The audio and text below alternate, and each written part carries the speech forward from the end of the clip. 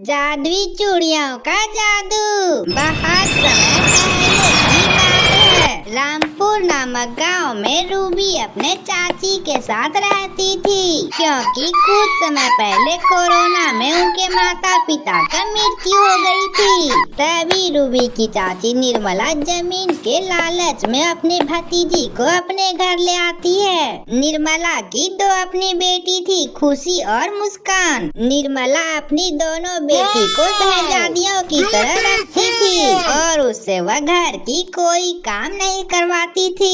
Ruby अभी बहुत छोटी थी, तब पर भी निर्मला उसे घर का सारा काम करवाती थी। रूबी सवेरे से उठ के घर का सारा काम करने में लग जाती थी और रूबी निर्मला के जगने से पहले ही निर्मला की खाना तैयार कर देती थी और निर्मला की लहंगे की दुकान पर जाकर लहंगा भी सिला करती थी। वहीं निर्मला की बड़ी बेटी खुशी बहुत ज्यादा आलसी थी और सुबह वह देर तक सोती रहती थी और वह घर का कोई भी काम नहीं करती थी और ऐसे ही दिन निकल रहे थे।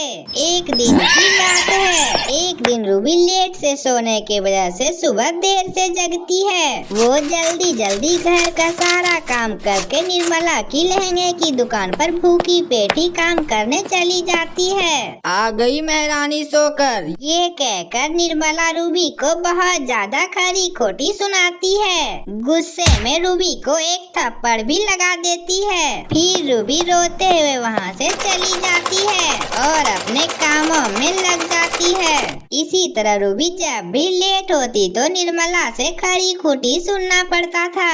ऐसे ही समय बीतता जा रहा था। एक दिन निर्मला जायदाद की लालच में आकर मन ही मन सोचती है, क्यों न मैं जानवरों के बीच रूबी को फल लाने भेज दूं जंगल, ताकि वहाँ जंगल में उसे जानवर लोग खा जाए और उसके बाद सारी जायदाद मेरी हो जाएगी। इतना सोचकर निर्मला रूबी के पास जाती है और रूबी से कहती है, रूबी बेटा, आज तुम जंगल जाकर फल ले आओ। आज मुझे सेब खाने का बहुत ज्यादा मन है। ठीक है चाची जी, मैं अभी आपके लिए सेब लाकर देती हूँ जंगल से। इतना कहकर रूबी जंगल फल लाने चली जाती है और वह थोड़ी देर बाद घने जंगल में पहुँच जाती है और वह चलते चलते जंगल के बीचों बीच घने जंगल में सेब के पेड़ के पास पहुँच जाती है और वह फल इकट्ठा करने लगती है और थोड़ी देर बाद रूबी सेब लेकर घर आती है। चाची जी, मैं फल ले आई हूँ, ले लीजिए, आप खा लीजिए। निर्मला अपने सामने रूबी को देखकर मन ही मन सोचती है, ये जंगल से जिंदा वापस कैसे आ गई? ठीक है, ये जाकर गाय को डाल दे। ये सुनकर रूबी बहुत ज्यादा निराश हो जाती है कि उसकी चाची उसे जंगल में इतना दूर सिर्फ गायों के लिए फल लाने भेजी थी, परंतु वो बेसहारा लड़की चाची को कुछ नहीं कहती है और इसके बाद रूबी अपने कमरे में चली जाती है। अगले दिन निर्मला रूबी को मारने के लिए एक प्लान सोचती है। वो सोचती है कि कल वह अपने साथ कपड़ा खरीदने रूबी को ले जाएगी और उसे जंगल में छोड़कर वापस घर आ जाएगी। तभी निर्मला रूबी के पास जाती है। निर्मला बेटा, आज मैं कपड़ा खरीदने जाऊंगी और आने में देरी हो जाएगी, इसलिए मैं सोचती हूँ कि तुम भी मेरे साथ कपड़ा खरीदने बाजार चलो। और तुम्हारे पास भी कपड़े नहीं हैं, मैं तुम्हारे लिए भी एक जोड़ी कपड़े खरीद लूंगी। रूबी अपनी चाची की ये व्यवहार देखकर बहुत ज्यादा खुश हो जाती है और उनके साथ चली जाती है। शहर का रास्ता एक जंगल को होके गुजरता था और वे लोग धीरे धीरे उस जंगल में पहुंच जाते हैं। निर्मला जैसे ही घने जंगल में पहुंचती है तो रूबी से कहती है, रूबी बेटा, तुम जरा इस पेड़ के पास 1 मिनट बैठो, मुझे बहुत जोर प्यास लगी है। मैं अभी पास की कुएं से पानी पीकर आती हूँ, तब तक तुम इसी पेड़ के पास बैठकर मेरा इंतजार करना। ये कहकर निर्मला वह रूबी को जंगल में छोड़कर वापस घर आ जाती है। बहुत देर हो जाने के बाद रूबी आखिर अपने चाची को ढूंढने लगती है। चारों तरफ रूबी अपने चाची को ढूंढने के बाद निर्मला नहीं मिलती है तो वह एक जगह पर बैठकर रोने लगती है। रूबी अभी जोर जोर से रो ही रही थी तभी उसे मदद के लिए वहाँ कोई पुकारता है। बचाओ, कोई मुझे बचाओ, ये भूखा शेर मुझे खा लेगा, बचाओ मुझे कोई।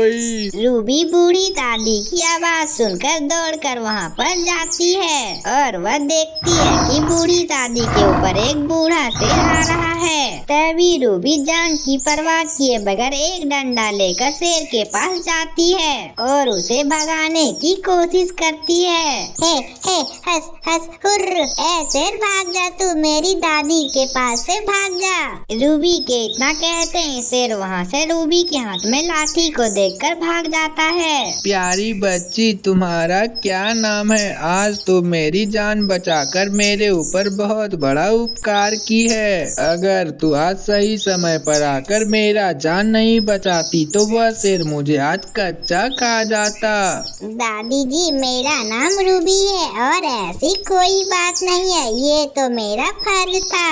आखिर इंसानियत इसी का तो नाम है। मेरी माँ ने मुझे सिखाया था कि सदैव अपनी जान की परवाह किए बगैर दूसरों की जान बचानी चाहिए। वाह बेटा, तुम्हारे कितने अच्छे संस्कार हैं और तुम्हारे माँ पिताजी कितने अच्छे होंगे जिसकी इतनी प्यारी और क्यूट सी बच्ची है। रूबी दादी जी की मुँह से यह बात सुनकर उदास हो जाती है। क्या हुआ बेटा, तुम इस तरह से उदास क्यों हो गई? कुछ नहीं दादी माँ, वो मेरी माता पिता की मुझे याद आ गई। कुछ साल पहले कोरोना में मेरे माता पिता की मृत्यु हो गई। तभी से मैं चाची जी के साथ रह रही हूँ। पता नहीं क्यों चाची जी मुझे इस जंगल में अकेला छोड़कर आज चली गई। ये क्या कह रही हो तुम? इतनी प्यारी सी बच्ची को आखिर क्यों कोई जंगल में छोड़कर भाग सकता है? तुम चिंता मत करो, ये लो तुम जादुई चूड़ियाँ। तुम ये चूड़ियाँ पहन लेना, ये कोई मामूली सी चूड़ियाँ नहीं है, ये